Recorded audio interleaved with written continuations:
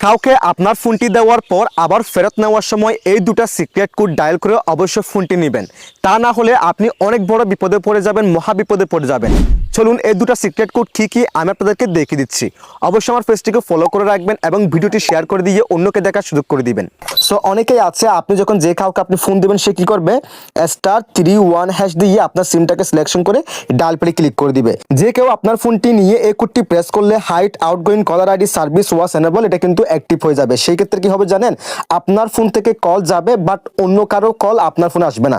একদম কারো কল আপনার ফোনে আসবে না, কিন্তু আপনার ফোন থেকে সকল কল যাবে। সেক্ষেত্রে আপনি অবশ্যই প্রেস করবেন #31#। এই কোডটি প্রেস করে আপনার সিমটাকে সিলেকশন করে ডায়াল পেডে ক্লিক করে দিবেন। সেই ক্ষেত্রে সেই সার্ভিসটি ডিজেবল হয়ে যাবে যদি কেউ এটি করে রাখে। তারপর 2 নম্বর যে কোডটি আপনারা প্রেস করবেন *62#। এই কোডটি প্রেস করে আপনার সিমটাকে সিলেকশন করে ডায়াল পেডে ক্লিক করে দিবেন। এই কোডটি প্রেস করে এখানে আপনি চেক করে নেবেন আপনার কোনো নাম্বার এখানে ফরওয়ার্ড করে রেখেছে কিনা।